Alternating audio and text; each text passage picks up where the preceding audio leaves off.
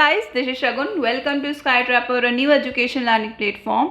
आज का हमारा जो टॉपिक है वो है why do we need a constitution. Last class में हमने साउथ अफ्रीका का कॉन्स्टिट्यूशन देखा था और आज थोड़ा सा और उसको कवर करेंगे। देन उसके बाद देखेंगे क्यों हमें कॉन्स्टिट्यूशन की ज़रूरत पड़ती है। ठीक, so let's see. Last class में हमने पढ़ा था कि कैसे साउथ अफ्रीका का कॉन्स्टिट्यूशन बनके तैयार हुआ और कैसे अपार्टहाइड सिस्टम ख़त्म हुआ साउथ अफ्रीका में।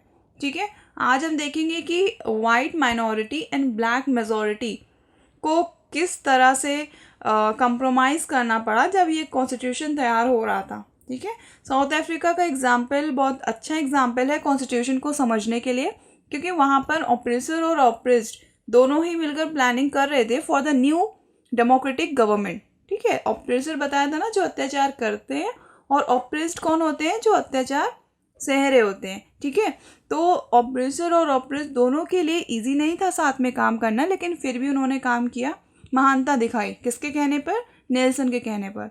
ठीक, जहाँ एक तरफ ब्लैक मेजॉरिटी, देखो ब्लैक मेजॉरिटी का मतलब समझ रहे हो? ब्लैक मेजॉरिटी का मतलब वहाँ पे मेजॉरिटी का मतलब ज़्यादा। ठीक है, तो साउथ अफ्रीका के जो नेटिव्स थे वो ब्लैक्स थे ना, तो वहाँ ब्लैक्स की जनसंख्या ज़्यादा थी, इसलिए ब्लैक मेजॉरिटी बोला जाता है, और वाइट्स की कम थी इसलिए वो उनको वाइट माइनॉरिटी बोला जाता है। ठीक, तो जहाँ एक तरफ ब्लैक मेजॉरिटी साउथ अफ्रीका के native substantial social and economic rights चाहते थे। सब्सटेंशियल का मतलब होता है एसेंशियल। ठीक है, वहीं दूसरी तरफ वाइट माइनॉरिटी अपने प्रिविलेजेस का मतलब स्पेशल राइट्स एंड प्रॉपर्टी को प्रोटेक्ट करना चाहते थे। ठीक है, उसके बाद एक लंबी बहस के बाद दोनों लोगों ने कंप्रोमाइज़ करते हुए प्रोविजंस का मतलब होता है शर्तें, प्रोविजंस के लिए अग्री हुए, अपनी सहमति दिखाई। जैसे the whites agreed to the principle of majority rule and that of one person one vote. मतलब ब्लैक्स ने वाइट से कहा कि तुमको मेजॉरिटी रूल पे एग्री करना होगा और वन पर्सन वन वोट पे भी एग्री करना होगा। वन पर्सन वन वोट क्यों बोला इन्होंने? क्योंकि वहाँ पे ब्लैक्स को वोटिंग राइट्स नहीं थे ना, इसीलिए इन्होंने अब ये चीज़ इंक्लूड की कॉन्स्टिट्यूशन में। ठीक, दूसरी चीज़, they also agree to accept some basic rights for the poor and the workers. उन्होंने कहा तुमको इस पे भी एग्री होना पड़ेगा, जो हमारे पुअर और वर्कर्स हैं उनको बेसिक राइट्स मिलने चाहिए। ठीक, तो वाइट्स ने कहा ठीक है, हम मान लेते हैं, अब तुम मेरी बात सुनो। इन्होंने कहा ब्लैक से कि majority rule would not be absolute, मतलब मेजॉरिटी रूल पूरी तरह से अप्लाई नहीं होगा। ब्लैक्स ने कहा ठीक है, मान लेते हैं। ठीक, they agreed the majority would not take away the property of the white minority.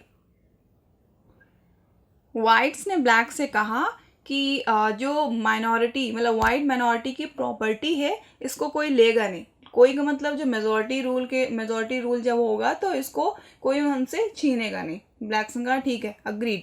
ठीक है, और कोई डिमांड्स देखो होंगी तो बहुत सारी, लेकिन यहाँ पर सिर्फ इतनी दी हैं, तो इतने से ही समझ लो कि ये कुछ एक दो चीज़ें यहाँ पर दी हुई हैं। तो इस तरह से कुछ कॉम्प्रोमाइज़ थे जो दोनों को करने पड़े, ब्लैक्स एंड वाइट्स दोनों को। अब सवाल ये है कि जो ये कोऑर्डिनेशन और ट्रस्ट दिख रहा है दोनों के बीच, ये कब तक रहेगा? क्या गारंटी है कि फ्यूचर में ये एक दूसरे के प्रति मतलब ब्लैक एंड वाइट्स का भरोसा नहीं टूटेगा? ठीक है, तो ये फ्यूचर में इनका ट्रस्ट ब्रेक ना हो, इसलिए कॉन्स्टिट्यूशन आया, जिसमें नियम कानून को लाया गया, जिसको एक्सेप्ट करना, फॉलो करना ज़रूरी होगा। जब ऐसा हो जाएगा तो आगे चल के कोई प्रॉब्लम नहीं आएगी, है ना। एक तरह से गेम है देश चलाना, जिसके रूल्स एंड रेगुलेशन कॉन्स्टिट्यूशन में लिख दिए गए हैं।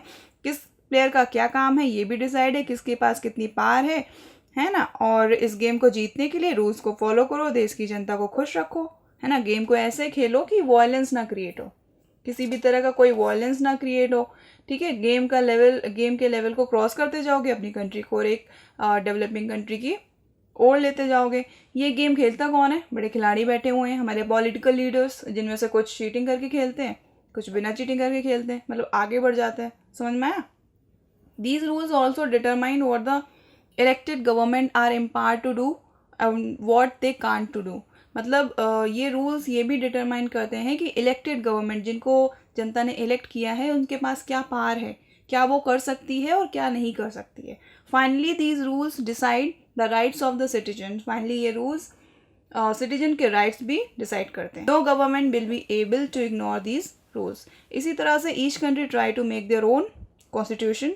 हर कंट्री की सिचुएशन साउथ अफ्रीका की तरह तो नहीं थी, लेकिन डिफरेंट ओपिनियंस एंड इंटरेस्ट ज़रूर थे.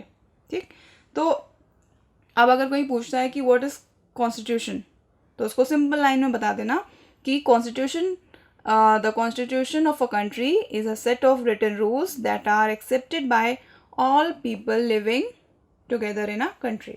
किसी भी कंट्री का कॉन्स्टिट्यूशन एक सेट ऑफ रूल्स है जिनको कंट्री में रहने वाले हर एक सिटीजन को फॉलो करना पड़ता है, एक्सेप्ट करना पड़ता है. ठीक है. Constitution is the supreme law that determines the relationship among people living in territory and also the relationships between the people and the government. A constitution does many things. Constitution क्या क्या करता है? पहला point, it generates a degree of trust and coordination that is necessary for the different kind of people to live together. Constitution होने से लोगों के बीच का ट्रस्ट एंड कोऑर्डिनेशन मेंटेन रहता है. जहाँ अलग अलग रिलीजन, ओपिनियन, लैंग्वेज के लोग रहते हैं, एक साथ मिलकर रहते हैं, वहाँ पे ट्रस्ट का होना बहुत ज़रूरी है. ठीक है. फॉर एग्जांपल हमारे कंट्री में रिलीजन के बेसिस पे जो कन्फ्लिक्ट्स होते हैं इंडिया में, वो इतनी आसानी से मतलब शांत क्यों हो जाते हैं? ठीक है. क्योंकि हर कोई अपने लिमिट्स में रह के प्रोटेस्ट करता है, हर कोई लिमिट में रह के लड़ाई दंगल करता है. ठीक है. क्योंकि अगर लिमिट से बाहर जाएंगे तो फिर इनको पनिशमेंट मिलेगी ना. तो इस तरह से कुछ रूल्स एंड रेगुलेशन हैं जिनके बेसिस पे लोगों का जो ट्रस्ट है, कोऑर्डिनेशन है, वो मेंटेन रहता है. ठीक.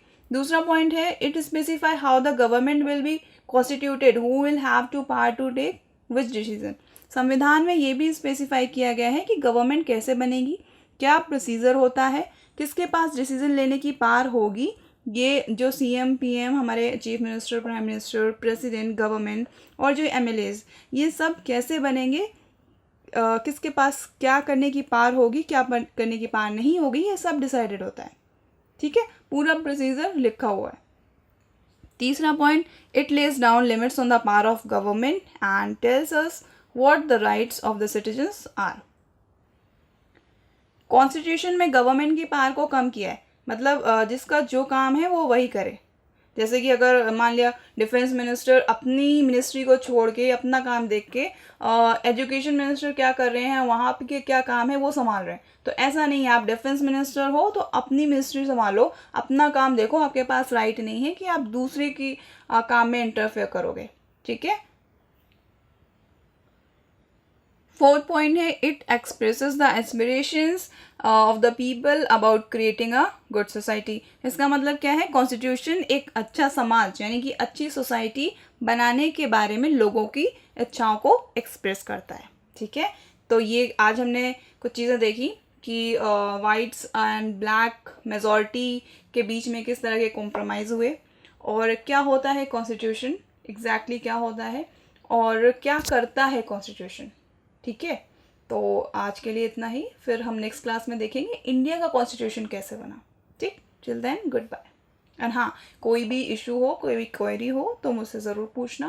एंड PDFs के लिए टेलीग्राम ग्रुप ज्वाइन करो, स्काई ट्रैपर ऑफिशियल. ठीक है.